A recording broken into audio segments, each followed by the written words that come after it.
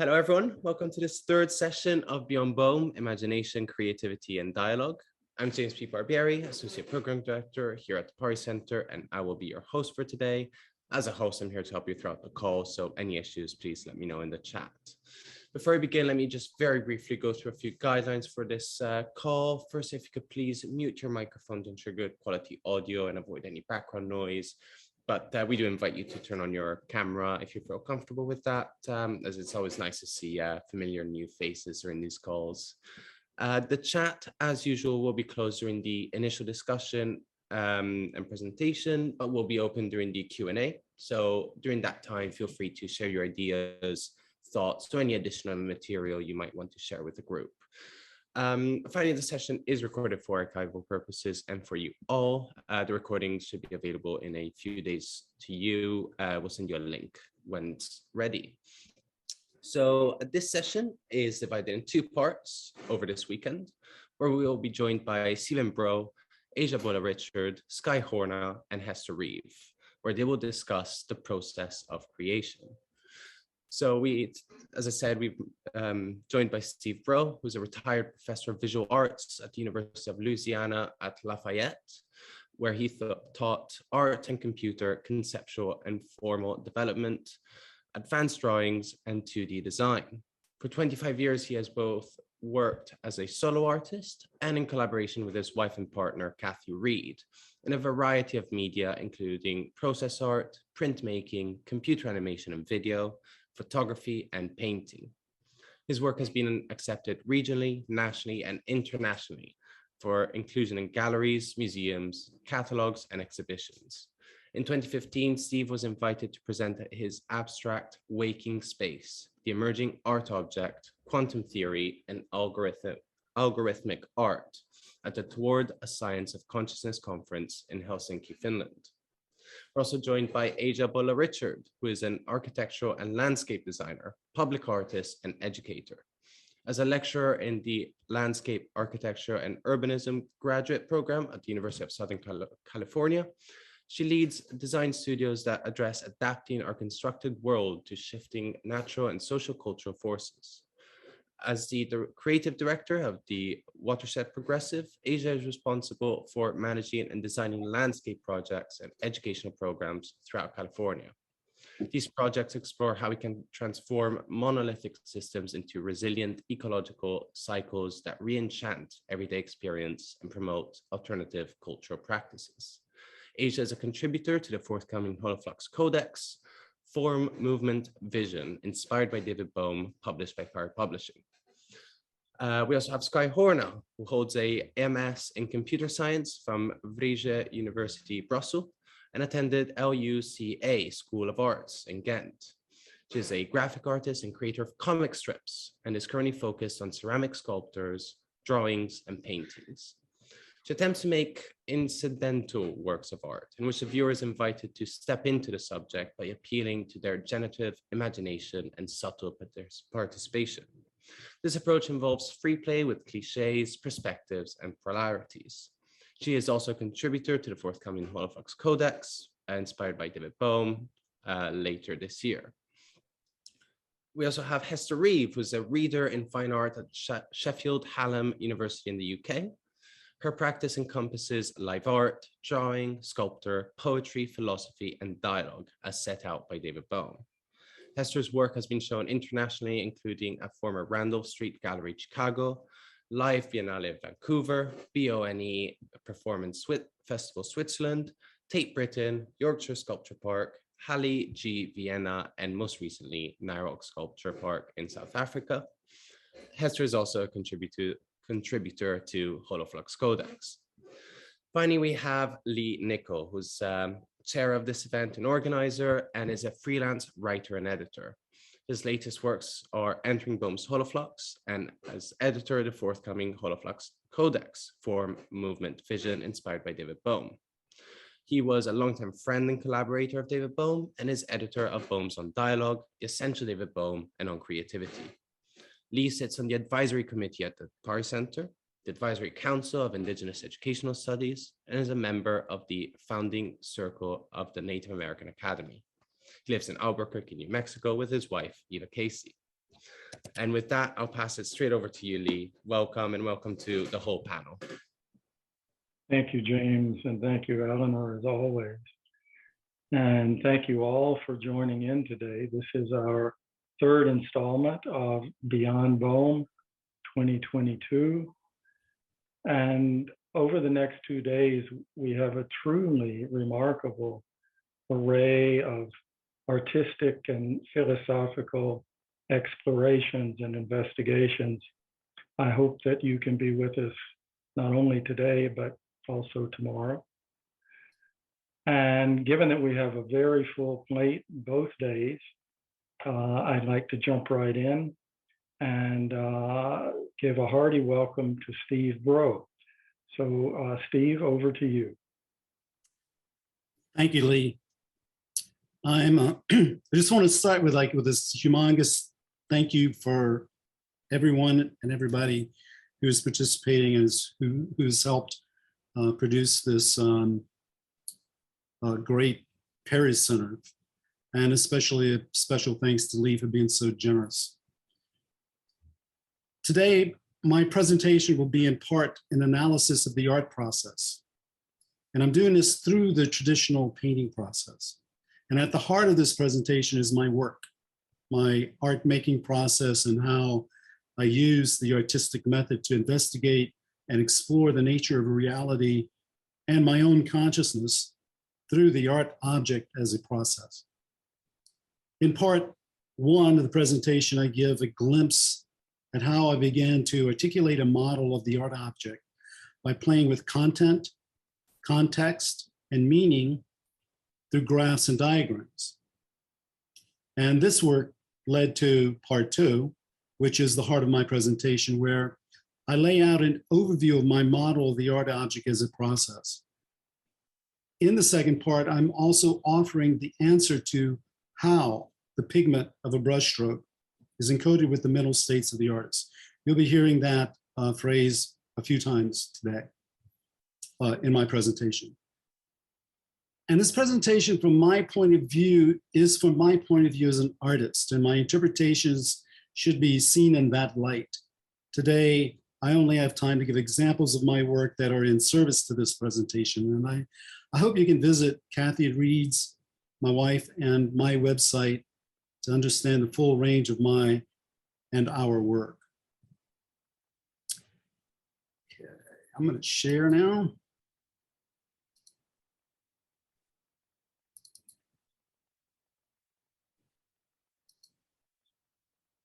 I hope that worked out okay. That's good. All right. You're good. Okay, I want to start off this my presentation just with basically a statement that may be obvious to all of us with Bohm, or who know Bohm, or has dealt with a little bit of quantum physics, but it's not so obvious to everyone. Quantum physics has revealed a new understanding of the nature of all objects. The nature of an art object, a traditional painting, may not be what it has been assumed to be. I'm offering a proposal, and I propose that, and this proposal is a simplified version from a more formal statement that it's coming from a more formal statement, longer statement. So I simplified it for us so that we can have it in mind completely as we go about the presentation. I propose that the material of an art object, including the pigment of a brushstroke, is encoded with the mental states of the artist and potentially much more. I propose that a hidden structure is formed during the creation of the art object that is accessible to the artist and a viewer. And how this occurs can be partially explained by understanding the art object as a process, including David Bohm's ontology. So we'll start with part one, graphs and diagrams. Why graphs and diagrams? I was using graphs and diagrams basically when I was in as an undergraduate. And when I came out from graduate school, I was looking for subject matter, objects, things that had an ordinary functional relationship with the objective world. Graphs and diagrams were weeds of the art world. They don't rank as members of the artistic aesthetic class of imagery. I thought that if I could determine what I could add to graphs and diagrams to move them into the artistic class of images, I would be closer to understanding, and again, this phrase, how the pigment of a brushstroke is encoded with the mental states of the artist. It turned out not to be a direct link, but I made some important observations. I'm going to show this single graph here. I became fascinated with graphs and diagrams. They're compact, they're whole self-contained worlds, and the information in them is extremely compact as well. The lines, the line quality that represent the information. So if you begin to look at this quality of line, it's very functional, it's practical, it's mechanical. And yet on this line, the graph maker wants you to focus here because there's information here. Now, the space is flat, it's two-dimensional. In fact, it declares itself as two-dimensional with X and Y. Its ground is basically saying it's empty, it's emptiness, which we know can't be quite true because this information implies that there is something here, yet the graph maker ignores it. It almost implies emptiness.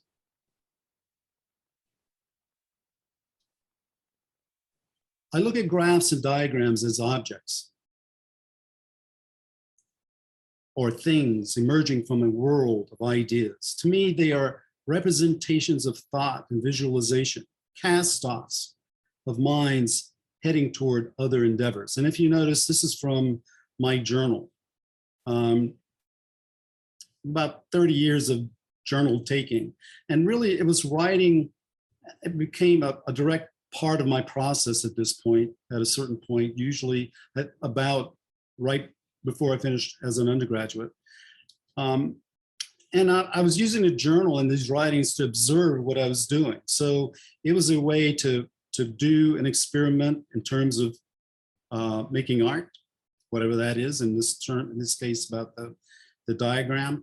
And I would make observations and I would record them. So that's what the journal is. And I also would say that there's an aspect of the journal, not the physical aspect of the journal, that is also part of the mental states of the artist that is recorded within the painting.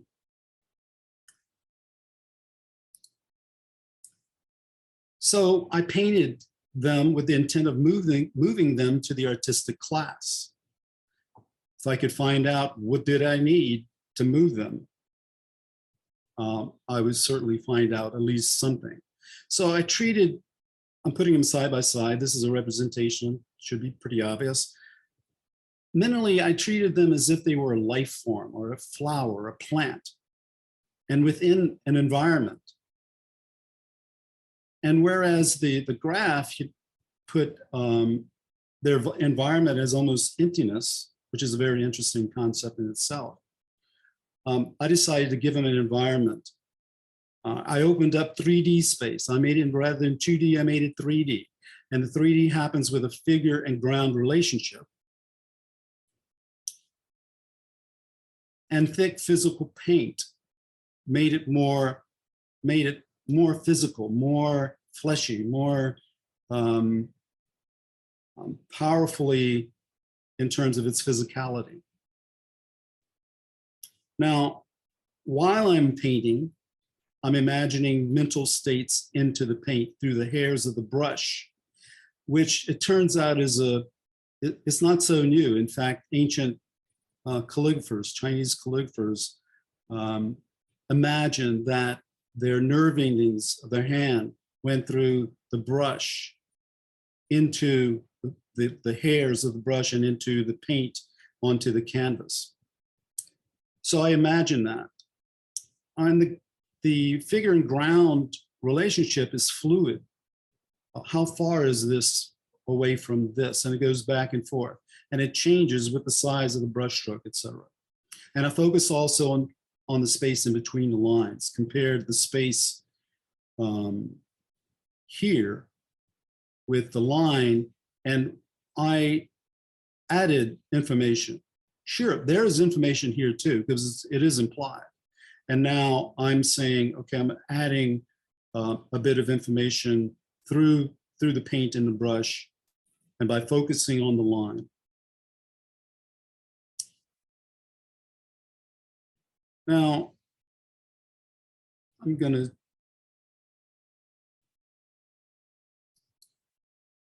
show my face here.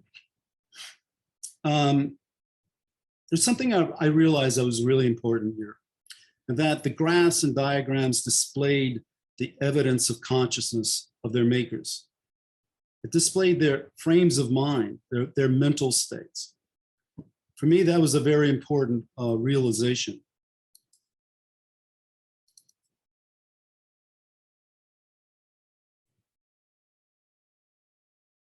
Again, from my journal. Working with graphs and diagrams, I realized they are saturated with consciousness, a particular kind of consciousness, one of precision, stripped of feeling, and similar to the expression of mathematics. The qualitative consciousness displayed by the graphs and diagrams are of a specific mindset, linear, Cartesian, mathematical, and quantitative.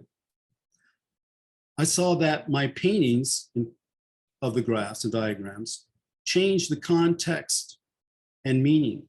It changed their meaning. And later I would come across David Bohm's "A change of meaning is a change in being." And I experienced that directly. This group of graphs and diagram paintings, I have about 60 to 70 of them. They're about, the small ones are 8 by 10 inches, led to a whole series of large paintings that have continued to today. I finished one this past January, in which I added to the idea of an exploration within the graphs, and expanded also the variety of information. This one's called gel, contraction, uniaxial, active stress, poison ivy. And what was happening was that I began to recognize the evidence of consciousness in my own paintings. One aspect of the concept of my work, just one aspect, but a foundational one, I think. The subject matter is consciousness. I use imagery to signify various types of consciousness. They are about consciousness, patterns of consciousness. You could also look at them as modes of awareness. A layering of different types of consciousness is what I would say, because you look at them from front to back or back to front. And together, I look at them as they create a unified field or structure of mental states, of emotion, of nature, and of the objective logic of science. This is from my journal again. I look at a portion of my work, the large paintings in particular, as creating a combination of elements that coalesce as symbols of varied consciousnesses, if that's a word, in a manner that is analogous to the way chemists and physicists construct a new compound by adding or subtracting an atom or a particle. I relate them to some degree to Tonka paintings and mandalas. I had a whole section, little section here I would really love to have integrated, but I didn't have the time to do it. But I did put a link here. And if you go to this link and read about the mandala, I think you will see the relationship to what I'm talking about today with the mandala. I believe they're different. It's more of a contemporary mandala, if you will, but also with a different purpose. So graphs and diagrams, this is a summary just for this first part. In working with graphs and diagrams, I became aware that images, first of all, reveal evidence of the qualitative state of the mind, consciousness that created them. And especially important, a change of meaning is a change in being.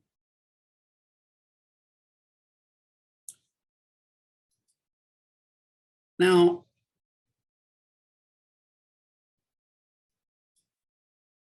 Up to this point, my investigations and explorations concerning graphs and diagrams lead to some, I thought there were some interesting observations and understanding, but really it's the art process that holds the key for me to the question of how a brushstroke is encoded and the means by which the field or structure is formed. And now we're going to go into part 2.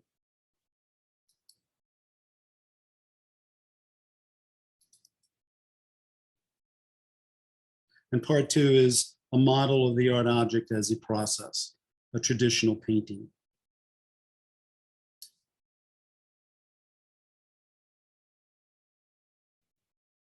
I propose that during the creative art object process, a field or a subtle structure is formed and sustained by the artist's qualitative states and consciousness, and it exists as a hidden aspect of the material art object. Now, I've changed mental states of the artist to the qualitative states and consciousness of the artist. It contains within that phrase contains the mental states of the artist. And I'm going to go now to just briefly go over some of the traditional painting process. The qualitative states of consciousness that I'm talking about includes all of the following.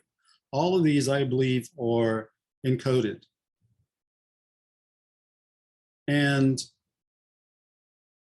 every event of this, if you want to call them an event or process, is encoded within the field as active information. So just to go over the traditional process, it's the initial creative impetus, the idea, research, sketches, and studies. Now notice I put a division here because the first part of these, and by the way, this is not a definitive traditional painting process. It's pretty varied, but overall, you know, most processes artist processes will involve this. But material engagement was one of the things that I discovered while doing this by dealing with Lee and Perry, et cetera, that the material engagement is extremely important because there is no object unless there's this material agent. There is no art object, any way that can be displayed, including algorithmic art, digital art, including presentations or moving art with using light. Became very important to me. Now the support is really developing the canvas, and once that support is developed, now you have a material object in order to engage. Probable underpaintings are just, the artist is always starting with a painting and may paint out.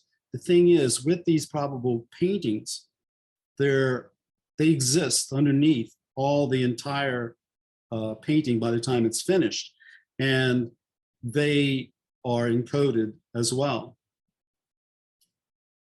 Then there's a final painting when it's decided, and then there's exhibited, viewed, and critiqued, and the entire process is the painting. So the upper portion is pre-object, and the bottom half, the material art object, is established. And studying this artistic process opened the door to how pigment of a brushstroke can be encoded with the qualitative states of consciousness of the artist. And each of these actions involve mental states. So just very briefly, I'm going to focus on a couple at the top, the initial creative impetus. And it's a strong, special impulse to physical action, a disturbance toward action, to move. I used to,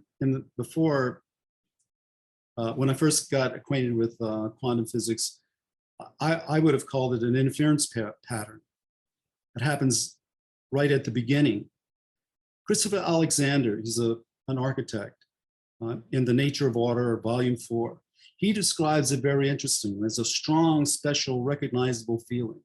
And in fact, he says he doesn't even start any of his projects until he gets this feeling. It initiates impulse to action. Feeling can be quite complex, and its source, I say, is infinite. I think it's the most underestimated aspect of the traditional process, which is almost any process, to tell you the truth. It's underestimated, it's underinvestigated. And I hope artists investigate it. Then the next thing that happens is the idea. It takes shapes through imagination,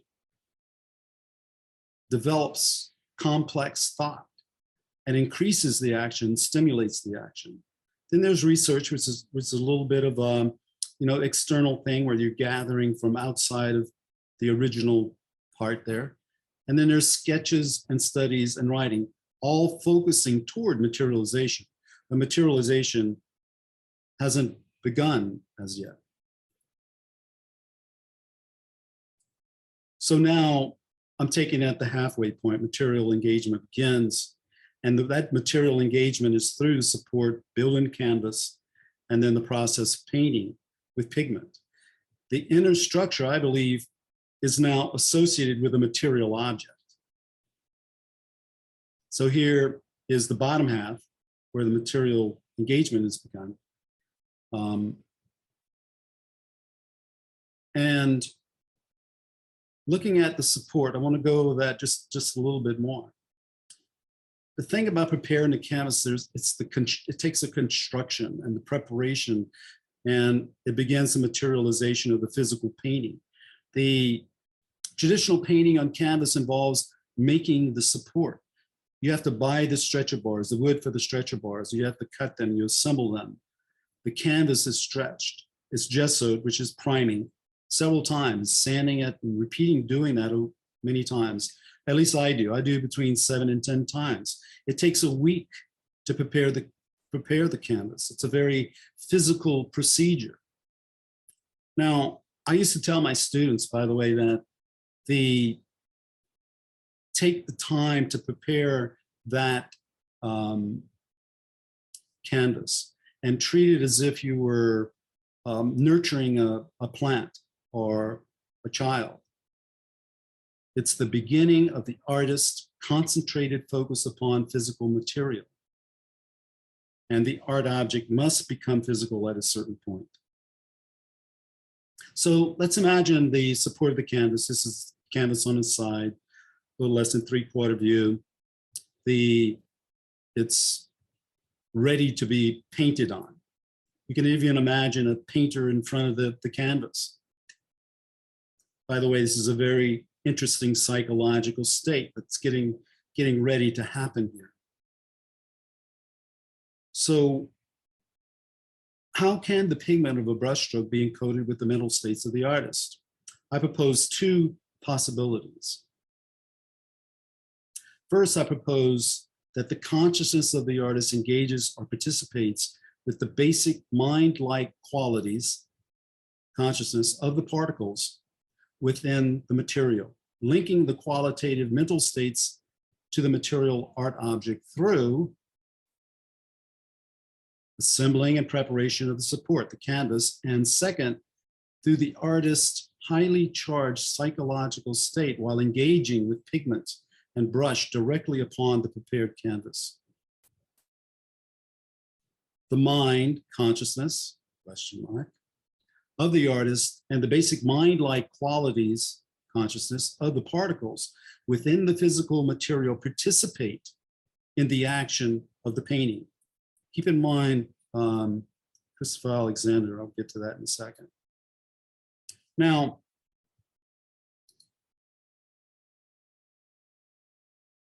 just getting you to focus again on the support and the artist in front of the canvas, getting ready to paint. An art object must become physical, and the particle engages or participates with consciousness here. That's one of the places. And great artists are able to manipulate material to a high degree. It is recorded in the support and the pigment. And Christopher Alexander, The Nature of Order, Volume 4, he talks about black plaster. He talks about a master black plasterer who Alexander recognizes as just an incredible plastering. And he's noticing in relation to his son's work. Alexander sees his son's work, and he doesn't see the same qualities within the plaster. And he wonders, why. And the master plasterer says, well, I've tried to teach my son this, and he had been doing it by this time for a long time, and he just doesn't get it. I believe that the artist engages the particles, and I'll talk about that in just a minute. And to make just a little bit of a reference here to Bohm, the content of our own consciousness is then some part of this overall process. It is thus implied that in some sense, a rudimentary mind-like quality is present even at the level of particle physics, and that as we go to subtler levels, this mind-like quality becomes stronger and more developed. And this is Bohm's A New Theory in the Relationship of Mind and Matter. Now, I'm not claiming this as this validates what I'm saying, but I think it's a really, really interesting statement. And if we believe in the participatory universe, the undivided universe, that everything participates, I think it's quite possible that what I'm proposing is an actuality. Now I'm going to take this little detour, and the only reason I'm doing this, and it's only going to be for a second, a little bit of art history. I'm reminded a little bit of Basil Hiley. He gets to a certain point in all his presentations, says, and has to apologize, I got to use a little math. There's just a little bit of math, but sometimes that's the only way you can describe it. And this is, for me, I'm using this little deviation here in order to show, this is the quickest way I can show you what I'm talking about and how to view the art object. Now, Frank Stella was a minimalist, post-painterly abstractionist. And in the 1980s, he produced a series of works in which he declared that painting reached a state of exhaustion. This is an early painting of his. He became famous with these paintings. He was always kind of a bad boy. And this is on canvas. But in around 1982, I think he wrote a book, and he called it Working Space, in which he declared that painting had reached a state of exhaustion, and that the cure for this was to basically come out of the picture plane into the gallery space. Now, this is an early one. You can see it's 1984, aluminum and oil paint on canvas. And what he does here, it's a little bit out, but the example that I want you to see is this one. Much later, 2017, I found the title for it. Hester asked for it. So, and let's examine. Let's look at what Stella is proposing here. So here's a painting. You could even imagine an artist sitting before it in this psychological state of being, almost a trance state, which is what I consider. And what he's proposing is that the painting comes out into the picture plane, out from the picture plane into the gallery space. It's basically a 3D physical expansion into the space. And he called it working space. Now, part of what I'm proposing is that there's also, could it be expanded inward? If the outward physical expansion creates additional physical space, the expansion inward would create a greater interior space. And that interior space is represented by the flat surface of the canvas or picture plane as an illusory space. It's an imaginary space, and one free of Cartesian confinements, going into rather than out of. The picture plane here, the canvas, anticipating canvas here becomes a psychological symbol. And previously, I mean, even in Renaissance art, yes, there was perspective, but that perspective always went into the window, very interestingly. But also, almost anything can happen here if it's focusing inward. And I'm also reminded of Buddhist mandalas again, Tibetan tankas, where a state of mind is generated and focused inwardly. And here the state of mind creates a painting that is only partially seen with physical eyes. And I titled, in reference to Stella, I titled it Waking Space. And what I was going for with that title at the time, which is a while back, probably 2011,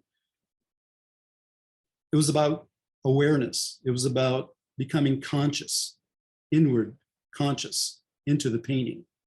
Of course, we have the meme now of woke culture. So, you know, I have the unfortunately I have to deal with that. And I still don't know what I'm gonna do about that. I may still keep it. But mine was referencing Stella. And you can look at my abstract that I attached to my presentation. You can go to it, and the title is always Waking Space : extended title. And I used it also when I was invited for a presentation at the Tour de Science of Consciousness conference in Helsinki in 2015. I used that title as well. But let's look at this a little bit more. I'm not saying one is better than the other. I'm saying that both together is the painting. And in fact, more or less, some painters, some artists, you know, would come out a little bit farther, but even a flat two-dimensional painting, the traditional painting up to a certain point, in which even the pigment has some degree of objective, but it's not just that. It's also the focus of the artist. Is the artist focused outward in all, you know, which would include, I would say, culture, social, or is the artist focused inward in more of an Asian kind of attempt, traditional Asian? So there's my working space, and I mean, Stella's working space and my waking space. So primary point here is that the painting can be expanded within through its non-physical mental attributes that are organized by consciousness and awareness. Stella's solution, expand literally into 3D space, is in part, just in part, a rejection of the internal non-physical arena of art, which in Stella's hands is squeezed into a calcified 3D geometric physical rendering, a more mathematical, logical expression. Stella, when he saw the blank canvas, he could only imagine coming outward. And I'm assuming you guys are anticipating this. The upper part was mostly, the previous part here was mostly done before I really became involved with David Bohm. And once I realized what Bohm was actually saying, I saw, Jesus, it fits right into what I'm saying, except of course his is far more expansive in terms of implicate and explicit orders, but also in terms of signa soma. And it's here that I propose interaction or participation between consciousness and the artist and the basic consciousness of the particles in the material. This participation encodes the pigment with the mental states of the artist. A qualitative frame of mind between artist and the particles of the material, I propose, creates the environment for participation. Now, I'm not saying that that the particles have self-awareness. I'd like to say that, but I don't, in respect in particular to Bohm and other physicists. But what I am saying is that the particles can do what they do, but when in contact with an artist with a focused consciousness in a particular way on the material, that the particles in their mind-like, with their mind-like qualities, can now not maybe engage or participate because they're now stimulated in a way that maybe before they weren't.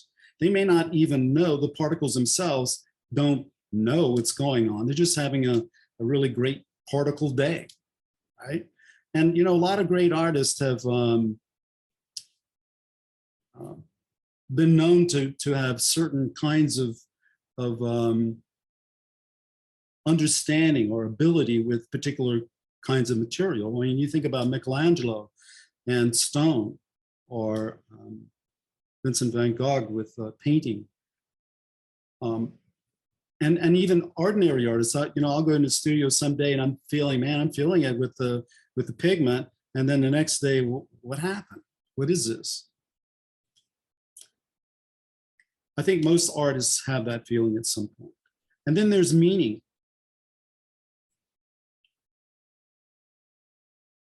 Meaning is the bridge between signa and soma.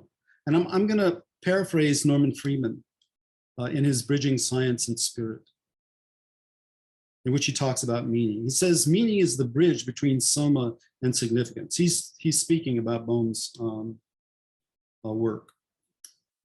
He says it is the activity of information. The bridge signifies that the physical and mental are inseparably linked. The bridge, meaning, carries information which gives rise to activity. The activity is meaning that can reorganize the material aspect. Now, I'm going to say that again. The activity is meaning that can reorganize the material aspect. Now, what I've just showed you, you know, I believe that's kind of the process, and yet it could be a structure to some degree. But there's also another way to describe a model as an analogy for the structure of the painting, and that is with the vortex. Now, what I've done is applied the traditional painting process on top of the vortex. And if you notice, this is taken a little bit from Bohm, you know, and in his, the way he speaks about a vortex in various ways, including movement or the stability of the particle, referencing it to an eddy in a stream, etc. And notice that the vortex comes to a point, and at that point it becomes the most physicalized, the most materialized. I'm saying that as the subtleness of these early processes slowly get to be more physical and materialized, it becomes a completed painting, materialized, it's exhibited, it's viewed, it's critiqued. And here, a little bit more Bohm coming out of the hollow movement, or the hollow flux, if you like. Things coming to a point materially here. It infos and unfolds as well, which Bohm would say for a particle would stabilize it. But the same thing is happening with a painting. I'm not saying that the painting is a particle, by the way. I'm not doing that at all. I'm just using it as a model. But the comparison is very interesting, at least to me.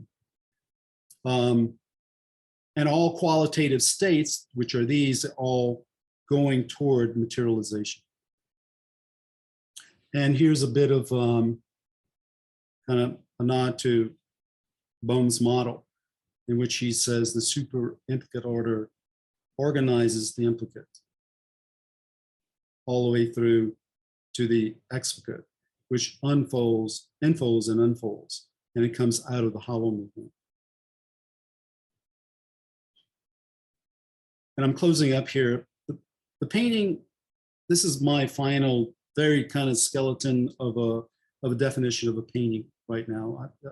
I have much bigger things, but this one will do.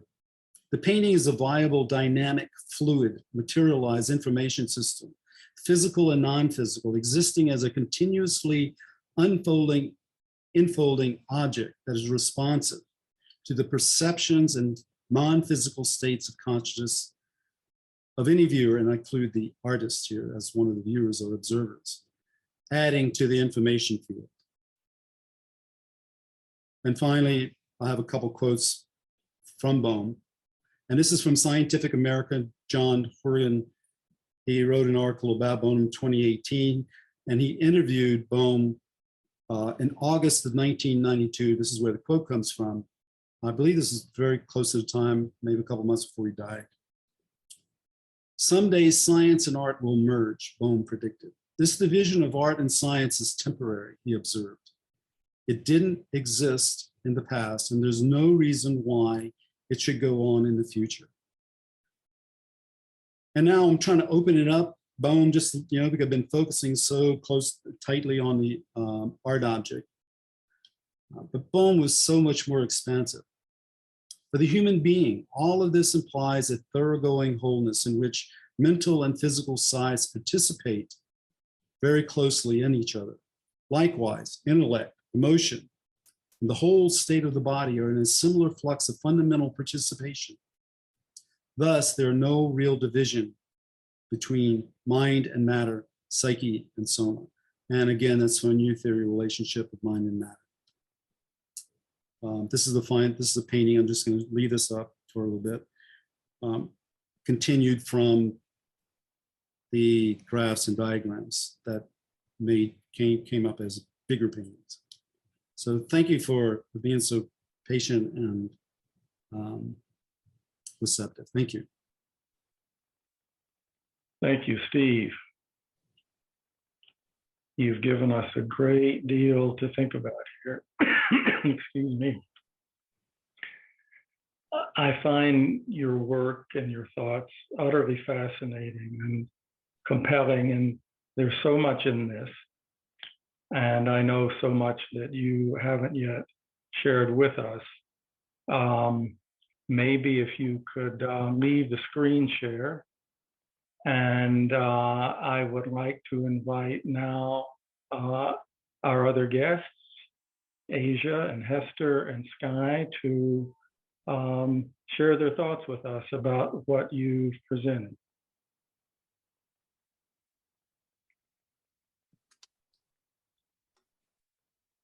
I'll go first.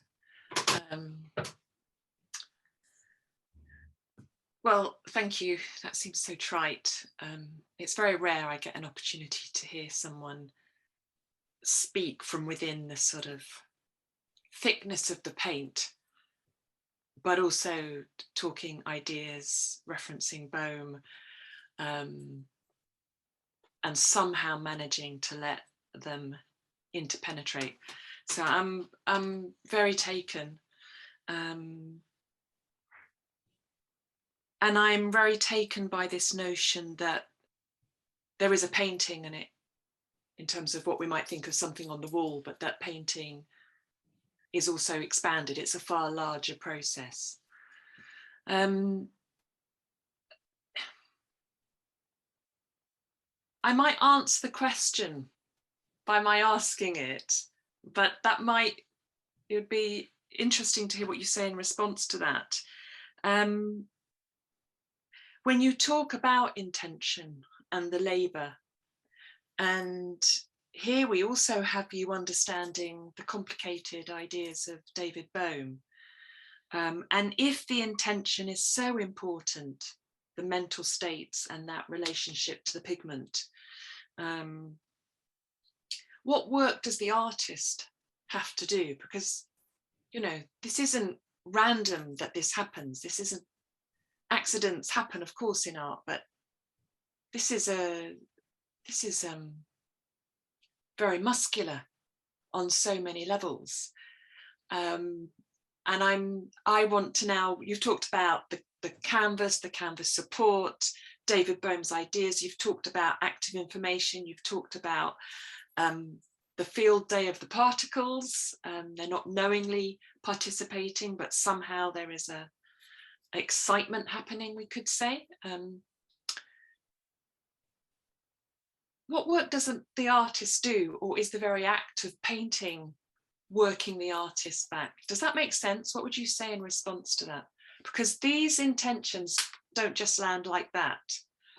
We know that art is a discipline and the result of a lot of labor that most members of the public never get to see. I mean, famously, Picasso is always shown drinking, debauched, and he did drink and he loved his women, you know, fine.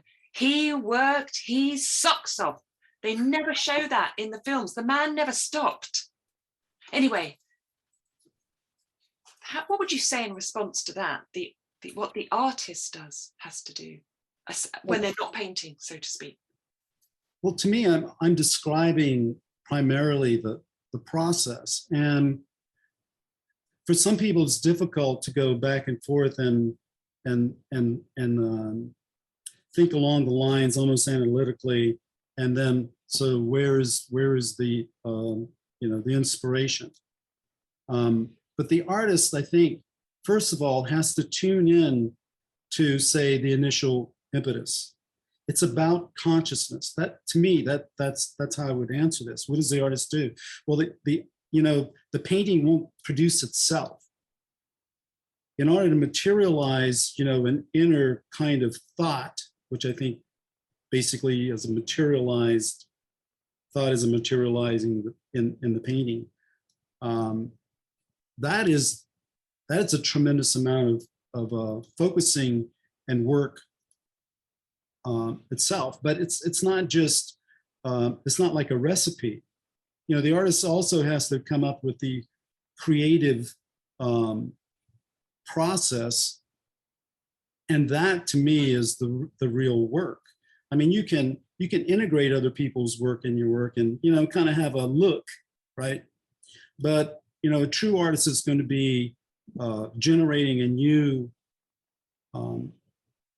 creation, which to certain degrees, I believe that's what we're doing as human beings. We're materializing ourselves in the same way. So it becomes an almost a reflection of doing that process of becoming a human being. And the technical aspects are important. In order to get your idea out, you can have the greatest ideas in the world and greatest, I've got the greatest thing going, but if you can't put it out and materialize it, put it out into a form that I try to be as original as possible. It's almost impossible, but I think that is the greatest work that the artist does. Thank you, Hester. Thank you. Steve, that was just, so wonderful. And there's so much in your presentation that I resonate with and that really kind of clearly outlines things that I ponder. And I really especially appreciate how much you describe the painting as, having this life of its own once it's created and participating in the world. And I think there is something of, a powerful work of art really engaging in a relationship with viewers in very different ways and opening up multiple possibilities. But what I wanted to ask about was going back to this initial field that you talk about that's created between the artist and the pigment. Because I think there's so much in that. And to some extent, your description sounded a little bit one directional. The artist participating with the particles of the pigment, but it sounded a little bit like infusing them, activating them. And I that sounds right to me, but at the same time, I was wondering about this field that's getting created and kind of the role of the material or the pigment. Maybe this comes a little bit from, I work a lot with landscapes, and so I definitely see the material having its own kind of life it's bringing to that initial field. And I'm wondering for you what your experience is, and you work in different materials, and I feel like they have different ways of participating in creating that field. So I'd love it if you would talk a little bit more about that kind of initial stage. So, I didn't want to imply that the artist is the, whipping things up in shape, up to shape in terms of material. Material has its own, I personally, I think it's more than just a mind-like quality. It's a type of consciousness that, to me, what I sense is a type of consciousness that, can choose. So it's not, it may not be self-aware, maybe, but we don't know that actually. In fact, what is consciousness? I mean, that's kind of an open thing in all of physics right now. But it can do, I believe, more than what we're given it credit, what we're given the material credit for. And I think what the artist has to do is not just an aggressive forward thrust. It's a way to step back and getting a feel for the material. What is the material doing, and what is it that I can do with it? It's more of a participation versus a hammering down and do what I say kind of thing. Am I answering your question? Yeah, definitely. And if there's any example for you, in your experience, I just feel like that would be wonderful to share. Well, I'm talking about a traditional painting in this presentation, but my work is pretty varied. And if you want to look at a canvas, I've worked with the earth, and actually digging in and planting things into the earth and digging them back out, and which is totally unpredictable, totally beyond control that you would have with a brush. And so my experience has been pretty broad about it all. It's unfortunate you have 30 minutes and you gotta lock it in. So it could sound more restricted than it actually is. Or from me to the, and using the material is always, a sensitive matter. And I think you almost can't work very well if you enforce your will upon the material. In fact, we planted silk in the yard, and we would ask the earth for an image. So in that way, it was like, okay, give us an image, and we strung them together and made something called earth drawings. So. Thank you. Sure, thank you. Thank you, Steve. I'm just going to sneak in with a follow-up question, Skye. I hope you don't mind. Not that we have to be so logical, but I'll forget it. I think it links to what Aja was saying, but it's a cheekier way of putting it. I suppose I want to say, when does it go wrong? And if it goes wrong, is that because there's a resistance in material sometimes, and maybe going wrong can be going right? Does that happen? The things that get ripped up and painted over, and what's that about? It's always going wrong. I mean, I think Picasso used to say, he says, painting is a series of destructions. And in fact, the underpainting that I'm talking about, those things still exist. I recently found there's a way like Anthony Van Eyck painting was being studied to see what was, underneath. And there's a radio, by looking at the particles in the paint as they decay, there's a I forget the name of it, radioactive kind of way to determine and they get a picture of what's underneath. Now, I believe that, if particles have a mind-like quality, and just a mind-like quality, and, physically we're trying to get a hold of it, we can, with these processes, X-rays and things like that. I think I've forgotten the question. I'm sorry. Well, no, but that's okay. That's fine, because what happened is we got to learn a little bit more about when it goes wrong, right? When it goes wrong. Yeah. And I think it always goes wrong, and then you make it right. That's the flow. Yes, that's the creativity. Yes. Absolutely. Yes. You don't come. It's not like a recipe. Here's my thing. It doesn't happen that way. It never did for me. I think for most people, you can create a formula for your work, and there are artists who've done that, and that's all it is. But that's it's not really engaging in the way that I'm speaking about. Yeah. So let's bring Sky in at this point. Steve, I was thinking a bit same what Asia was saying. It makes sense to me that a work of art has morphogenetic fields attached to it.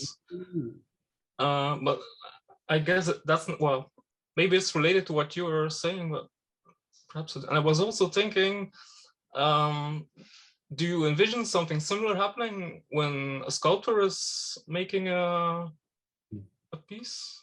I love this question, because it's one that I've thought about, because it's slightly different. I believe that every medium will have a slight variation on what I'm speaking about, but it's still an engagement with the material. In a way, making the canvas is a sculpture. You don't fulfill it all the way through, and the way that Stella is using it too. He eventually came all the way out of the canvas, and he created three-dimensional freestanding work. Yes, and the morphogenic field that, Lee turned me on to dialogues with scientists and sages. And in that, it's the most amazing book. If you want to really get down to the nitty-gritty with Bohm, for me, that book, he's the most open and ready, the good quotes in there, I could list them over and over and over. And he talks with Rupert Sheldrake, who is where the morphogenic fields are coming from. And there's a correlation between Bohm, what he's saying in terms of probably sigma soma, or even implicate explicate. Absolutely, yeah. The problem is that it's not considered really a biological form. So some of the back and forth don't really fit, and yet the structure that I'm talking about, when you look at the model, they're so interesting in that way, but they aren't biological forms. And what does that mean? They can be really discredited, that a painting can have some kind of, quote unquote, field or life. Okay, thank you, Steve. Let's move now to some involvement with the participants in the presentation today. James, if you could bring in someone who's interested to make a comment or pose a question to Steve. Absolutely. So just so you know, I've opened up the chat, so feel free to contribute or ask a question through there that I can read out for Steve. Otherwise, you can use the raise your hand function, which is under reactions at the bottom of your screen, and I can call out your name. So whenever ready.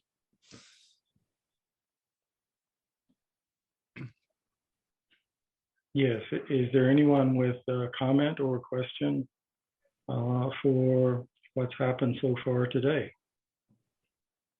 Let's see, Albertina has a question. I don't think it's exactly a question, it's a contribution. And I hope Stephen will appreciate it.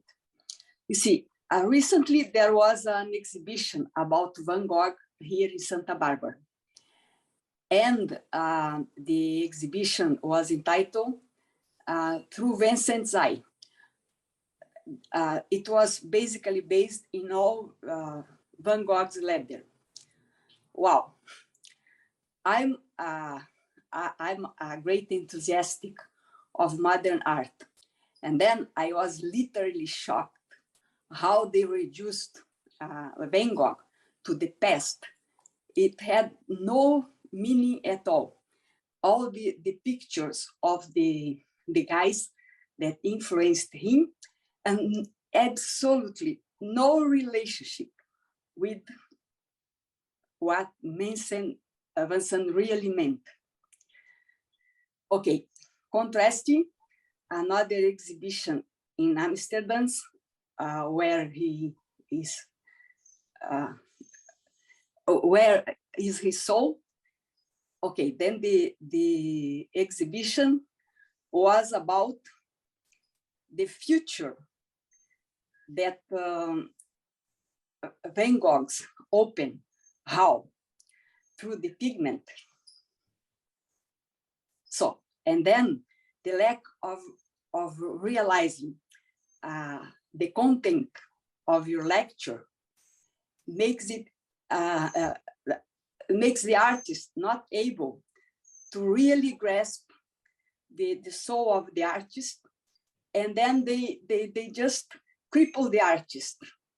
If everybody could see art and science the way you see, oh, the world would be a revolution. Okay, thank you. Did you have, no, there wasn't a question? Was there a question? No, it's just a confirmation. Okay, no, it's a beautiful. What you said, that said, the pigment is has quality. It's a mind like. Van Gogh discovered how to show that, and nobody noticed it because they don't have this of knowledge you are trying to convey to us. Okay, I will say this about, one of the things that happened to Van Gogh, to me, was also an example of the viewer being able to transform a painting or add to a painting the ideas within the painting. So I'm saying also that the viewer can add mental states, if you will. And I'm talking about through critiquing, through art historians. And Van Gogh is, to me, is an example, maybe not in the exhibition you saw, because I haven't seen that exhibition, but he was totally ignored during his lifetime. And it really took an outside viewer, critics and a whole art society, an arena of art to make the rest of the world take notice of Vincent's work. And what I think is that it actually changed his work. When you're able, look, Bohm's a change in meaning is a change in being. Change of meaning is a change in being. And they were able, like the viewership was able to change the meaning of Vincent's work, which actually changed his work. Now we can look at it with different eyes. And I believe that's a continuous process. It always changes. And I guess, will the painting that say I or just regular people paint, how long will they last?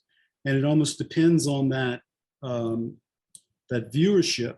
And it could also depend on the amount of focus that was originally put into the painting originally from the initial impetus, and then that carried through a materialization. Now we can go back and fade out because there was no interest or there was no external viewership. Critics and art historians never grasped it. And then maybe 300 years later, the painting comes or that painter comes out. But it's going to take it to survive during that time too. Thank you for your comment. I appreciate it. Okay. Thank you, Steve. Thank you, Albertina. James, if we could take one more live question before we go to a break. Of course. We have Kyla with her hand up. Hi, can everybody hear me okay? Yes. Okay. Yes. I am curious to hear more about that step in the process where you talk about the work the artist has to do to bring the work into the kind of manifest realm and getting yourself into the space where you can participate with the implicate order and, you know, bring it to the explicate, shall we say, and how many works may never come into existence if the artist doesn't meet it. And I'm curious what each of you experiences as something that is conducive to putting you in that space where you can have that relationship with your materials to bring a work out. Like, what is, like, are there techniques, or what have you noticed, or can you speak more about that, how to connect to the other field or the material? I think that's a question for anyone Everybody, in our sure. group. Is that right, Kyla? Yeah, I'm curious to hear the answers from each. If there's time, if that takes too much time, it's whatever. Right. I think we can take one response, whoever would like to come forward.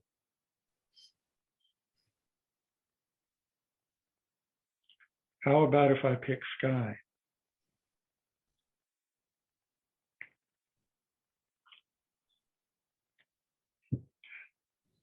You're muted, Sky. Yeah. It's better be somebody else. So. Okay, that's fine. That's fine. And it's okay if there's no response either. No, I'll give it a shot. You know, again, consciousness becomes the primary aspect of being able to put yourself in that space. I think, you know, I think just engagement, you're already in implicate explicate order. I don't see that as an entrance, right? That you need an entrance into it. As soon as you begin to respond back and forth, you're there. Now, how are you there? Is it with a, you know, a deeper understanding of all the things that we talked about today? And what I find that, just like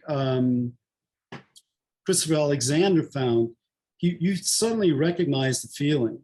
You know it. You know, after, you know, a long period of time, you recognize that feeling, and it's a particular state of mind. So, for instance, I could go up and say, "Okay, I need to create a painting today." You know, that might not work so well. That might not put the, you know, but then it could get you started, and all of a sudden you get the feeling. So I think it's like for everybody, it's a different process. And but as far as I'm just observing what's happening to me. I mean, the way that I'm looking at and describing implicate explicate. I think you begin and you're there, but then how are you there? What is your what are you doing? You know, mentally to achieve the state. One of the things I say about a painting is an act of consciousness. Yeah, I think what you said at the beginning is probably really answered it for me, where, you know, we're interacting with it all the time. It's just, are we kind of conscious of it or not, or how are we interacting with it? I mean, we're creating in our lives wherever all the time. Sometimes it's just focused towards maybe an art piece in that moment, or something else, a relationship in another moment, or maybe we're never aware of how we are Yeah, interacting. And the quality of your intent matters. Yeah. Thank you. Thank you, Kyla. Thank you, Steve. And Steve, I think we can all see that we could spend hours opening up further and further the richness of what you shared. And I want to really thank you for all the time and consideration that you put into your presentation and bringing it and sharing it with us. And I'm delighted to open our session up today to Asia Bulla-Richards. And I'll hand it over to you, Asia. Thank you, Lee. Just a moment here, trying to deal with some technical difficulties, but it's just such an honor to be here. Thank you all for taking this time today and joining us. So today I'm going to share a bit about the intentions behind my work, the kind of investigations that I engage in through the design process, and also share some small slivers of how this takes shape through projects as an ongoing process of inquiry. As with Steve, there will just be a limited amount of my work and approach to share in this time, but I'm hoping that it will open up some possibilities for us to discuss today. So I'm going to see if I can, just bear with me for a second in sharing the screen. And I'm accidentally flipping through. Okay. Is that okay? Does that work for everyone? The full Yes. screen? Okay, and then I just have to see if I can still. Okay, great. So yes, again, I will share some of my core questions and then where some of these questions that I work with come from, kind of experiential rootedness, particular projects as examples of exploring these questions, and then also just some of the inner work involved. So at the core of the investigation behind a lot of my work as a designer and also an educator is this question of being able to create places, events, or things that open up the possibility of more fully experiencing and participating in the ongoing creation of a living world. And this map that you're seeing here on this slide is the terrain of Southern California, the area where I grew up and live again now, but through the lens of soils and topography that underlie the landscape here. My hope is that drawings, places, and experiences can elicit this feeling of being part of this unfolding process and deepen our relationship with the natural world, including ourselves, as well as our vision of what it is to be a human being on this earth. This intention, I think, is partly rooted in my experience of growing up on a creek in Southern California in the mountains of Ojai. This is a photo of me. I was a little bit younger then, but this place for me was really singing with imagination and magic as I grew up and played in this world. I experienced it as sort of having worlds within worlds of life unfolding and continual movement, interconnectedness.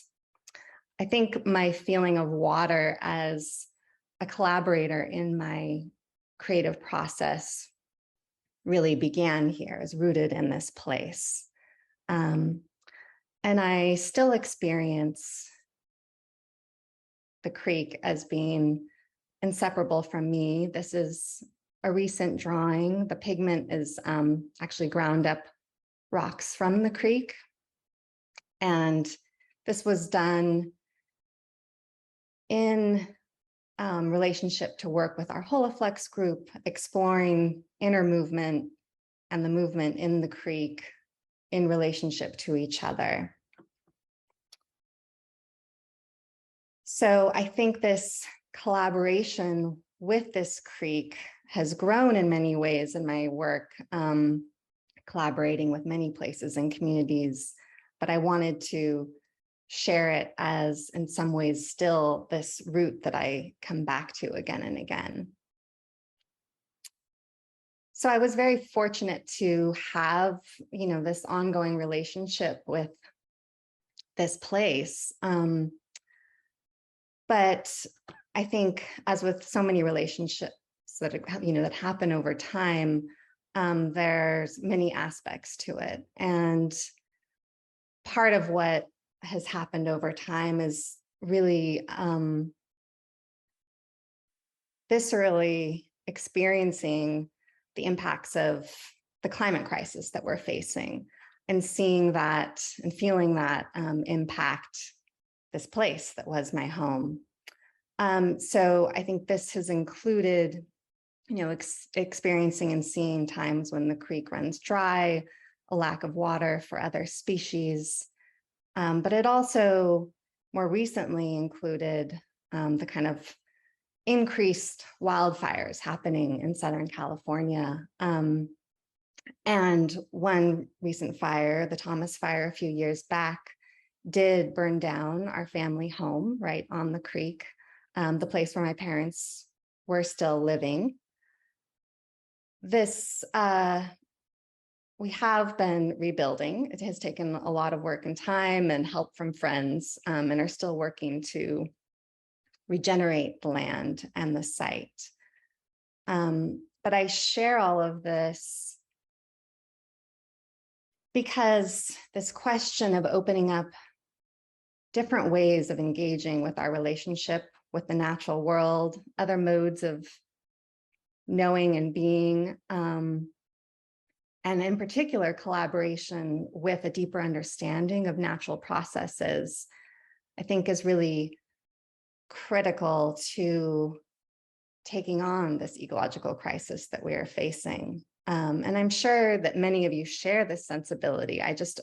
All too often, I find a bit of a divide between those who are working to urgently address environmental and social challenges and those of us engaging in inquiries about imagination and dialogue, investigations into consciousness. But I really think that bridging this divide is critical. And I think this is something, obviously, that David Bohm spoke to.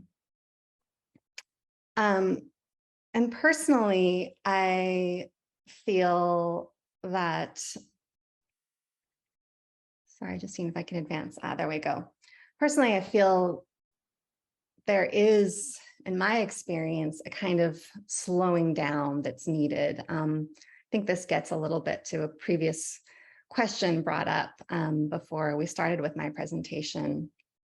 What is involved in this creative process and this participatory process? For myself, I find that often I really need to slow down. And so I brought up this quote up that Lee shared last weekend, a quote by Tim Ingold, because I think it speaks so much to this particular feeling of attention that waits upon the world, this slowing down and allowing an engagement to happen with the world around us, a listening that happens with our whole body. And it does mean kind of stepping out of just the problem-solving mode of our minds and kind of joining into this process of formation. And I think this is where I experience creativity happening. Oops. But as we brought up earlier, we are always creating the world around us, whether or not this is happening consciously and intentionally. I think as humans, we are creating the world that we live in. And so this drawing is one I did in graduate school, but I'm going to return to a few times in this presentation, and I'll explain more about that later. But what the drawing shows is the actual watershed of Los Angeles, meaning the places that Los Angeles is tied to because it imports water into the city from these distant ecosystems. And I bring this up for many reasons that we'll get into, but one of them just being, while I was living in Los Angeles, I had to kind of acknowledge and realize that my very body was tied to these distant ecosystems through the water that I was drinking. And yet nothing in my immediate environment showed this or spoke to this connection. And also the environments that we create are, of course, then creating us or informing our states of being. And I think much of the modern built environment, at least in places like Southern California, tends to shut down the sense of participation or aliveness or wonder. And I experienced this in part as, or most strongly perhaps, in places where the underlying landscape forces that created the land have been completely hidden. There's no trace of those ongoing natural processes and cycles that are involved in the formation of the land. And I think this disconnect is part of a feeling of lack of participation in the world. So this is one view that we're really used to commonly seeing. Some of my work tries to open up other views of these same places. So in this case, this drawing tries to bring out some of the geology beneath the surface, the former arroyos that formed the city, and then also the contemporary storm drains that move water through the city under the streets. So this layered kind of representation for me is a form of communication with others, but also with myself, because sometimes some of this work is what I need to then feel into a place, especially a place like this, where the processes of the land are so hidden and obscured. So in that sense, the drawing is generative. It's not a representation, it is generative and opens up imagination. So in this case, one of the ways it opened up my imagination was to kind of see the city differently, to see the possibility of what would happen if you peeled back the streets and the urban crust. What would the former arroyos be like if they were to emerge to the surface?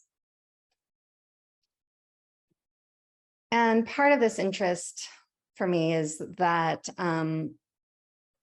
a huge amount of the landscape in places like Los Angeles that the public has access to, that people engage in their daily life, is street, designed for the car, designed to rush water away, and obviously not designed kind of with these landscape processes in mind.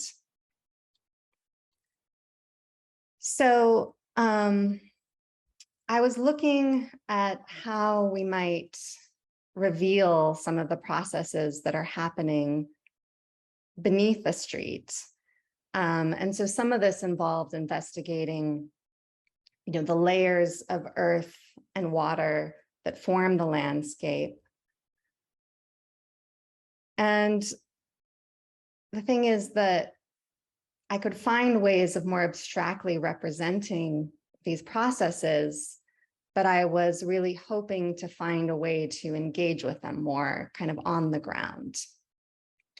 And in spending time in communities in Los Angeles, I became inspired by mural paintings because some of the communities that were in these kind of very banal suburban areas were able to quickly transform the space and bring it alive through mural painting. And in looking at streets, I saw that there's an incredible amount of information, a visual language that we share that tells us about where we stop or where there's utilities or where we might cross. And this language doesn't depend on any particular amount of education. It's something that we just all learn in engaging with this public space that we share. So this idea of maybe using the inspiration from murals and the fact that we do encode the streets with meaning opened up a possibility of maybe encoding the streets with other kinds of information. And in particular, looking at how we might encode streets with information about natural processes that we could then experience and respond to on the ground. So this idea turned into a public engagement project called Connect the Dots, that was funded by a grant from the Los Angeles Mayor's office. So behind the research, behind this idea, there was a lot of research and analysis that went into, what would be painted on the streets. I won't go into this in great depth, but I return to this image again because not only, of course, is LA importing huge amounts of water to sustain the city, but this importation has incredible impact on other ecosystems and uses about 20% of California's energy. So it's a very carbon intensive process of moving water around in California. Meanwhile, the city is designed to just shed all the rain that falls on it. And the capacity of the landscape is not, seen or felt or understood, but there is actually, even in conservative estimates, the ability for 82% of LA's water needs to be met locally through a combination of ways. But I think this story that Los Angeles is a desert is a myth. It's more that we have created this desert of asphalt in actually a Mediterranean climate. So here again, our usual kind of map of a place. We're now looking at the San Fernando Valley, often just referred to as the Valley, just north of Los Angeles. And then an old map of this same place. And I think this map tells a story of the water moving through the mountains, eroding and bringing sand and silt and gravel into the valley and filling this valley with this incredible capacity to hold water. Also rich soils for agriculture, of course, but I think there's a very different reading of the place in this old map. So then some of the data that I was working with through an organization called the Arid Lands Institute looked at this relationship between surface runoff on the streets, contaminants hidden below the ground from things like old gas stations, and then these soils, the soils that formed over time and their capacity to hold water. And so this model that you're seeing here identifies places where water could safely and easily be captured and brought back into the earth. So I had this data, but I really still was looking for a way to, again, translate it onto the ground and into people's everyday experience, and also even to work with it more directly myself. So again, this idea of bringing the paint to the street surface formed with these objectives of engaging the public in collaborating with natural processes and systems in hopes of kind of initiating new kinds of knowledge creation and collective imagination, but also to just connect everyday life with these really overwhelming issues of climate change and these larger systems that we are a part of. And then, of course, just to enjoy this sense of participating in our relationship with the world. So the approach became a phased approach. The initial phase that the event really focused on was one of painting the streets with chalk paint. And this encoding of the street shows the actual pattern of water because it looks at the topography and how water would move across the street or under the street. And then encodes more information about the soils through the colors of the dots. And so this was in order to understand and see what's hidden beneath the surface and then be able to engage and respond, ideally moving towards an eventual transformation of the space that the community could really be part of. But I did have this intermediate phase of just for the urgency of responding to drought, drilling holes in the street in the places that were appropriate to just start to allow the water to seep in while this collaborative process with the community could unfold.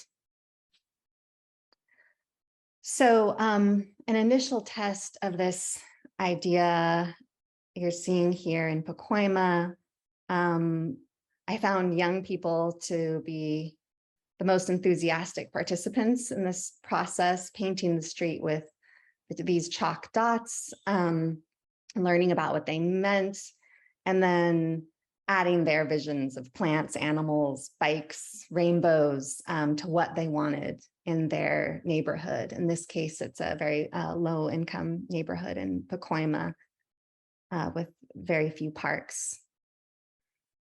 So this test and small event became a much larger event on Van Nuys Boulevard, a major boulevard in the valley, and involved conducting a huge amount of outreach to organize and actualize.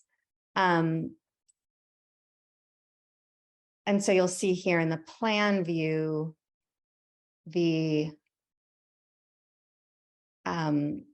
plan for shutting down lanes of Van Nuys Boulevard and the kind of preparation of where the dots would go.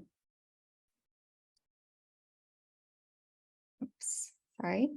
And then during the actual event, volunteers participated in workshops discussing the process we're engaging in, and then helped to paint the street and reveal the flows of water and the qualities of soil. But many of these young people quickly became leaders in the whole process, which was really amazing to watch that. I think because this was their street and their community, they quickly took it on for themselves. Once these flows were made visible, we mocked up ways the street could be transformed. And we also had a celebration. And the celebration brought together local artists who performed music, members of the Gabrielino tribe who shared songs about the sacredness of water, and the empty storefronts were filled with projections of imagined futures, and also inner landscapes in relationship to water. So, I'm just trying to move it to, sorry, I'm having a,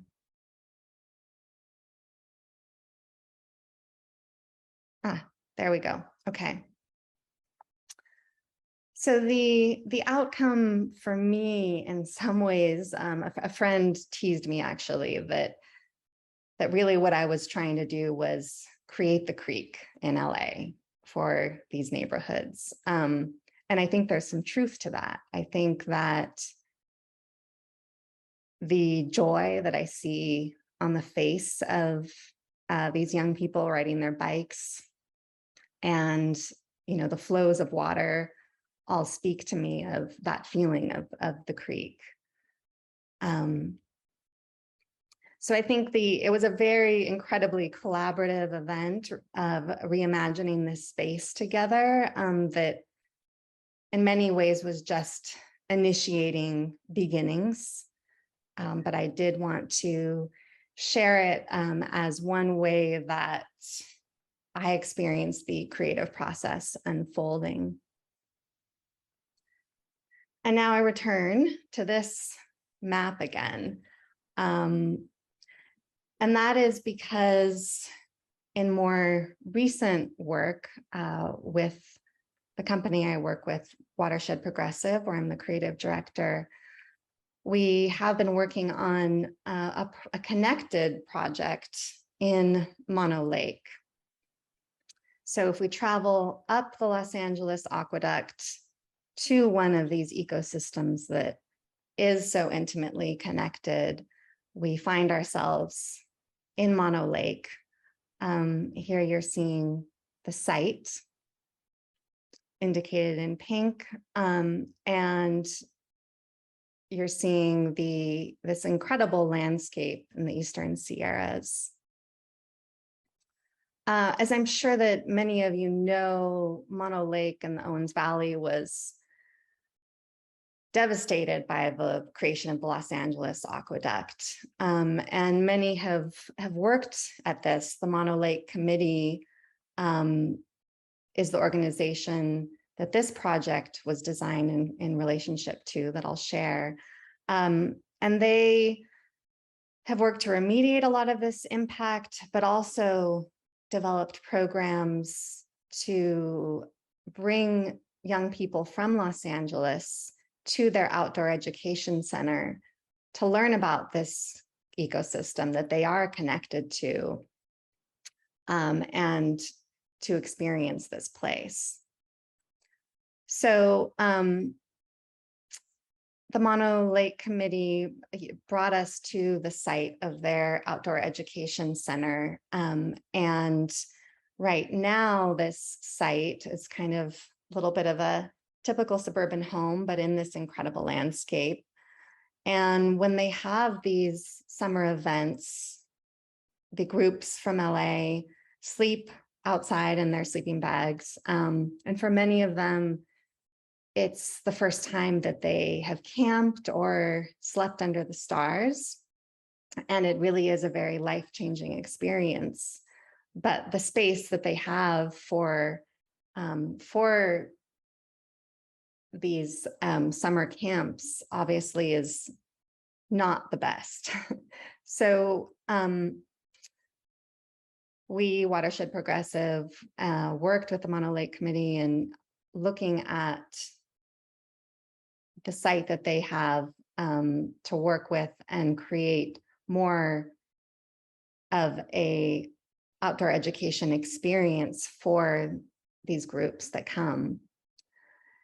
I do want to just pause for a moment here to talk a little bit more about what is often termed site analysis in the landscape architecture and architecture design professions. That can mean very different things to anyone in practice, often involving looking at the history of a place, the local ecology, the context, things like the solar orientation.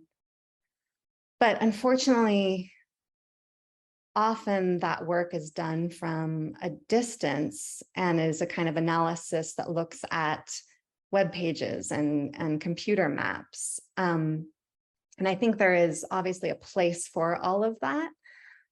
But in my work and in my teaching, when I teach design studios, I'm always looking to incorporate more experiential site analysis. And I think this comes back to creating that initial field that Steve brought up and that we were discussing, this participation in a place. So often I ask my students to conduct experiential site analysis, and this really usually confuses them because it's not something familiar.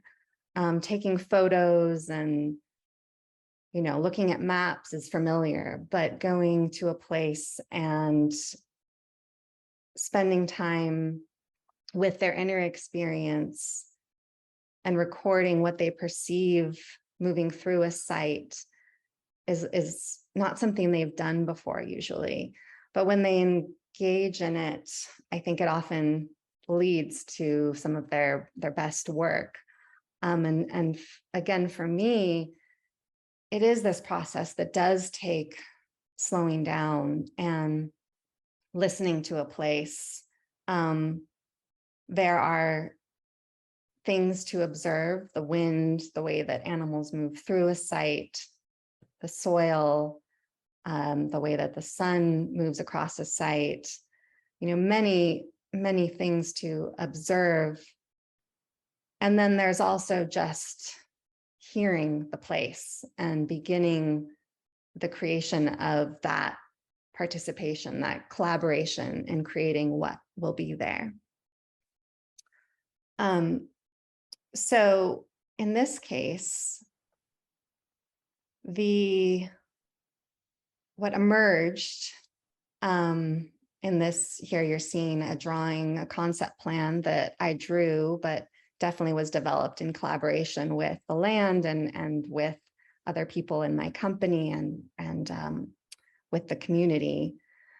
But the drawing focuses in some ways on a different way of kind of revealing the place. In this case, it became what emerged, it was more of a microcosm. A microcosm of the lake, the surrounding mountains, and eventually will include this connection to Los Angeles, in some ways using that home that is there as a reference point of this connection to the distant communities of Los Angeles. So you're seeing here, plans for the space. This is an ongoing project with many phases that we have begun implementing, but you're seeing here ideas for the young people who come to this place to have this microcosm that they can be in when they're going through educational materials or just spending time alone reflecting and coming back after their visits to the lake and other local places. But the plan also incorporates consultation from the Gazetica people, and who advised on bringing in local plants and animal tracks, and will continue to advise as we move forward. But it also brings in ways that these visitors can experience things they might be able to do at home, to change how they're using water and store water in rain tanks or reuse their gray water, so that they can kind of alter this relationship with Mono Lake and other distant ecosystems and create a healthier version of that. So some of the initial installation work was already done, and you're seeing the fire pit and berm to protect them from the wind and some of the young trees planted. The installation crew, being part of this collaboration, was really careful to place the boulders in relationship to the surrounding mountains and seasonal streams. And then finally, for this project, just a celebration of the space that is now being formed. We are returning soon to start in on another phase of this project.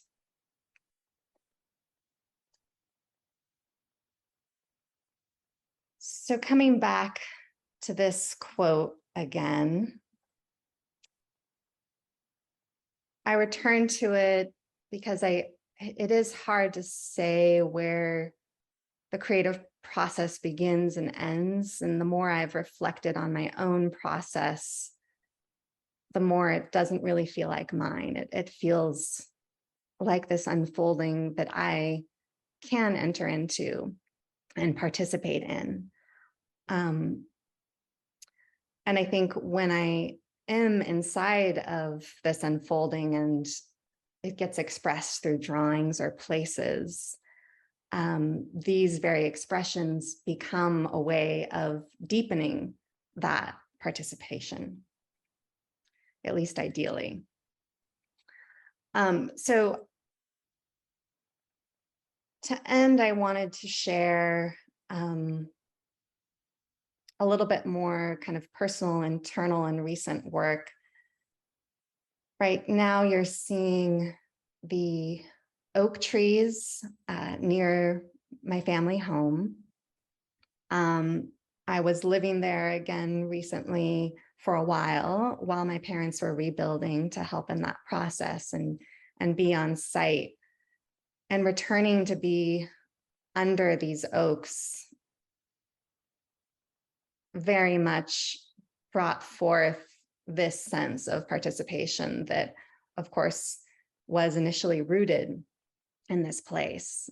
And in working with the Holoflex group, working with Riosoma and inner movements and connection to outer movements in the landscape, and in particular, working with these trees, this drawing emerged as an expression of that movement of participation happening through my body and also in relationship to the ground, the sky, these trees.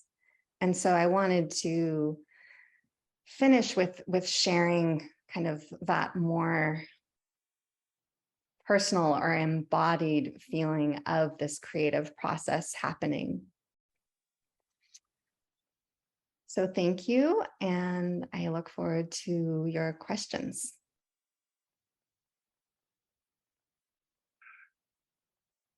Thank you, Asia.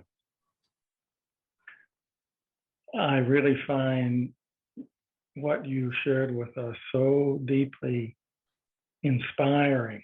This bringing into view, for example, the patterns of water that are hidden in Los Angeles. If we could have that happen in even a tiny portion of the world, that people could see what's been hidden in the way that you went so carefully to bring out in that work that you did, I think a change would happen immediately. And so many of the things that you further brought out, just illustrating clearly linkages and how things work together that we normally don't pay attention to, just remarkable and very inspiring. So thank you for all of that. And I'd like to now open it up to the rest of our group to comment and question in any way that comes forward.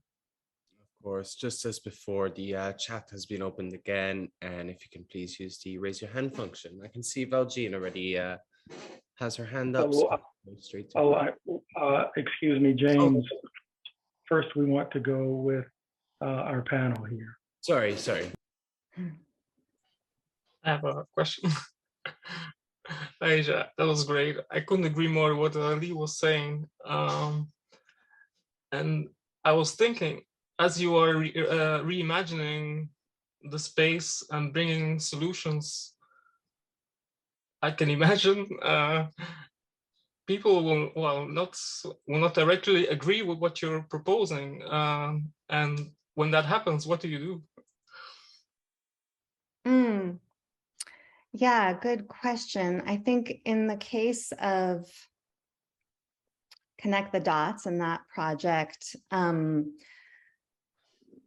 there wasn't much disagreement because everyone was participating in a conversation about what could happen with the space and kind of mocking up what that might be like or feel like. And so in many ways, it wasn't so threatening as sometimes, being a designer and proposing something that might feel radical to people. I think the other secret is that involving youth and their imagination always kind of softens some of those critics who just would say, this is not feasible, this is not practical. And so I have found that is important to a lot of the work to kind of really bring youth leadership into the visions for the future, so that it's not just me as a designer. But I think when, when there's a proposal that is kind of rejected for various reasons, one of the things that I sometimes bring up is how quickly we have completely changed the earth. Because sometimes I think this sense of, it would be so radical to, peel back all the asphalt or uncover streams is strange, because it really is actually quite recent that we had all this dramatic transformation happen. And that was radical. And then somehow we get stuck in this feeling of, well, that's now how it is. And it would be really hard to change that, which really, it's not how it was for very long. It's very small. So sometimes at least speaking a bit to that is helpful as well. And then there's just the urgency of many things we're facing with drought that kind of is waking people up in new ways. It's great to hear. Thank you, Sky and Asia. Steve and Hester.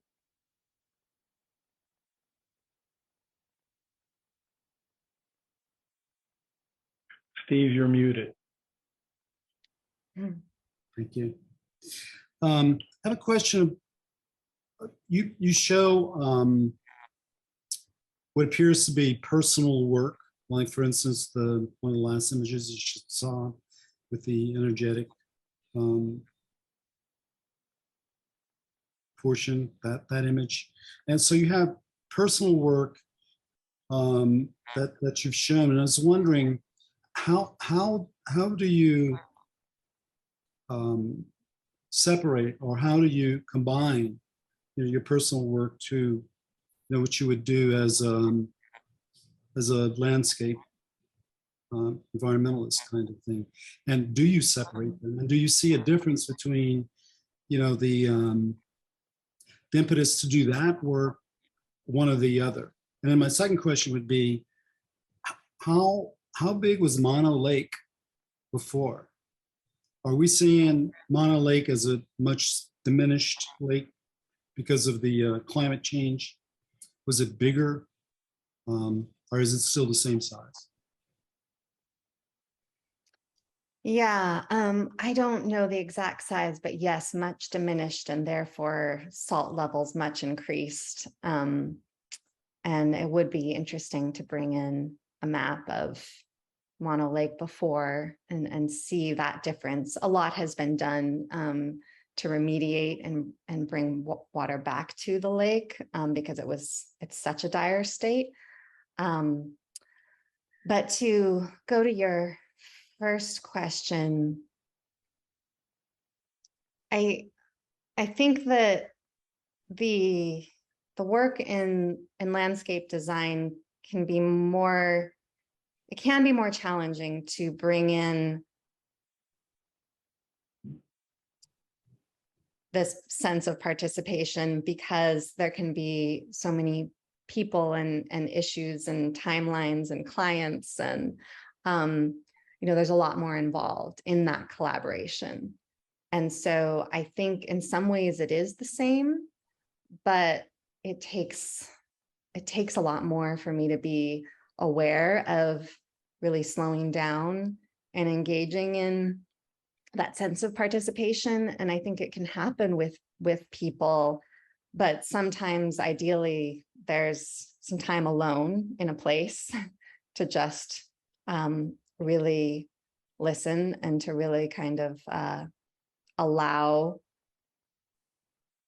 the land and the processes there to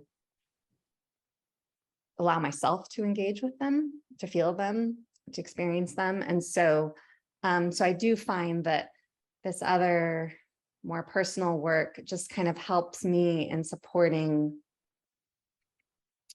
that process and kind of reinvigorating that process. So I find it important in that way. Thank you. Thank you. Thank you, Steve and Asia. Hester? Yes, just quickly, I'm going to sort of make a statement, not to be didactic or claim importance, but because of time, and also because I'd really like to give a chance to people in the wider community here, some of whom have a lot of expertise in this area, to contribute and ask a question. So, and I'm obviously very taken by bringing young ones, little young creatures into the land. It's so important. Thank God some people around this planet are doing that.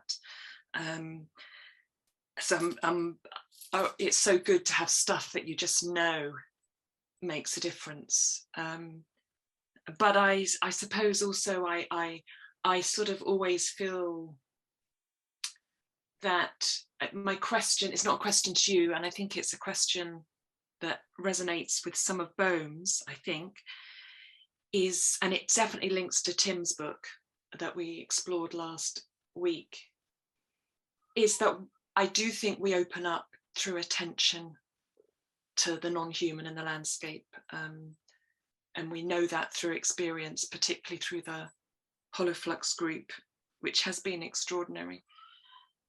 But I also think that there's a problem that we don't give attention to existence itself. Even though we live and we don't want the doctor to tell us we've got cancer and we want the milk delivered, there is some weird, at least in Western culture, deception that goes on, and it starts with the self-deception. And it made me feel like we don't just deceive ourselves, but thinking of you opening up the particles in this, Steve, which is very close to some of my own research, although mine's a bit more imaginative and maybe a bit wonky and eccentric, but it's like we deceive the very particles of existence. Not saying anyone in particular in this room, and certainly not through your work. It just, you know, it's a tragedy. Sorry to be negative, because you're doing really positive work, but there is this lack of attention to existence, and that's what Tim's book's about, and I just have to add that. But I won't get you to say anything, even though I'm really interested, because I'm worried for time and I'd like to open the floor. Unless well, I do want to say one really quick thing. I mean, I think you're exactly right. I also just do want to bring up that although I focused very much on natural processes hidden in the land, I think that this sense of participation can happen with the asphalt of the street and the cars. And I do want to say that because I think there is this false divide. It's just a lot harder. And so I do think there is something that does tend to open up. This attention you speak of tends to open up when we're in the natural world or when we feel natural processes. And that opening or that attention tends to not be as supported in a lot of these constructed environments, but that's not to say that it can't happen. Absolutely, and that makes me very excited. Thank you, Hester and Asia. James, let's turn to our larger group of participants. Yes, absolutely. Sorry about before, went a bit early. I've opened the chat now. Maybe due to timeless sake, maybe one or two questions. We'll go to Valgina, as her hand has been up for a while now.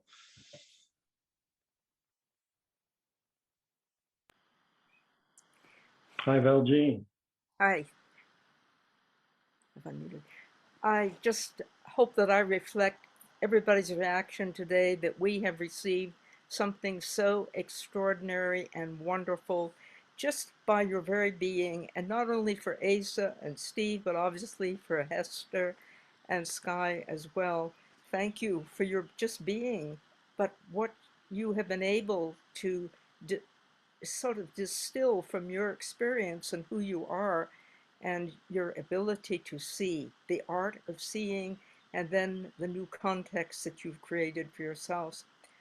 I couldn't help thinking also that when you brought up Frank Stella, I was in the same school, the same class as him back in the 50s at Phillips Andover, but however, I was at Abbott, the sister school, so we didn't get to meet the boys very often, but we soon learned that Frank Stella had an extraordinary ability. And I will say something about the two schools that had art galleries, and said that art was as important as any other subject we might study, whether it be history, geometry, chemistry, biology, the works, but that art and music were absolutely essential to our beings. So some of us, not me, but my colleagues and students there, turned into artists. And it just amazes me to think that you have had influences probably in your life as well. And I guess my question is, how does the school or a teacher like Patrick Morgan at Andover, or the people that have been in your lives, it just goes on, the particles go on. That sense of is just amazing to me, and that you will go on influencing people and they will go on creating as well. And I just wondered how much a person with Asa, with you, it was that wonderful creek that inspires you still and has brought you so close to the transformations of land and use. But in your own artwork, the source of the creativity, do you have any comments on that, where it does come from? Well, I have to say something, because I do think that teachers have a huge impact on us. And Lee was my teacher in high school. And so I was so fortunate to have so much, including David Bohm's work, brought into my life. And I think those particles have been incredibly influential. And I constantly see the way that everything that Lee brought in high school has unfolded and informed and fed back into my work. So I definitely just want to acknowledge that, since you brought that up. And I do imagine that that does continue and radiate out to my students, I hope. So one person can have a huge impact. Thank you, Asia and Valjean. Thank you so much. James, I realize that we're much over time, and I apologize, but if we could take one more comment, maybe a comment rather than a question. Well, we have Beth, who has her hand up. Maybe that can be a good contribution. Hi there. I'll try to keep this brief because I am, as Hester remarked the other day, somewhat overstimulated by this conversation. Hi, Hester. I've been working in the field of what we would call arts and ecology for some 30 years, and my work investigates the role and impact of these kinds of deep aesthetic engagements in our relationship with world and other beings, and how we become together. So I guess I have a lot of questions. First, I have a comment, and part of it is I was really excited to see your work and really interested. For more than 20 years, I've been a member of an international eco-art network of artists who do this kind of work. I don't know if you're familiar with the network. It's a group of scientists, artists, philosophers, theorists, people engaged in various ways with the kind of things that you're talking about here. And I just, what do I want to say here? Too much. Quickly, that I'm really heartened to see a lot of work with children and people right from a young age through universities. And in Canada right now, we have a large number of funded programs that are pulling together research and better understanding and integrating that. We have the burgeoning of wilderness schools and working with the arts and sort of the co-aesthetic sensibility, if you will, of working with the deep engagement of arts praxis in the context of working with place. And that place doesn't always have to be out on the land. It can also be in an urban environment. We can find those points of connection. So there's overlap in various ways. And I could I'm feeling a little bit as if I'm babbling because I'm feeling pressed for time. So I'm just going to shut up and stop. Thank you, Beth. And I think we've reached the end of our time and then some today, but I have to say to Steve and Asia, thank you so much for sharing yourselves with us today, and to Sky and Hester for rounding out our round table and for helping to carry us forward these really remarkable suggestions and explorations that Steve and Asia brought to us. And thank you all for coming and your patience for staying with us. And thank you, James and Eleanor, and everyone at PARI. I'll hand it back to you, James. Thank you. Thank you, Lee. I'd just like to echo what Lee has just said. Thank you so much, Steve and Asia, for your wonderful presentations, and Hester and Sky for contributing to the discussion, and of course to Lee for moderating and putting together this wonderful panel. Just before we go, I'd just like to invite you all to tomorrow's session, where we'll have the continuation of this, where we'll have presentations by Hester and Sky, and we will have Stephen and Asia to contribute. Until then, you can always email us at eleanor@paricenter.com or contact us through our website or social media. Thank you again to the panel, and see you again soon here at the PARI Center.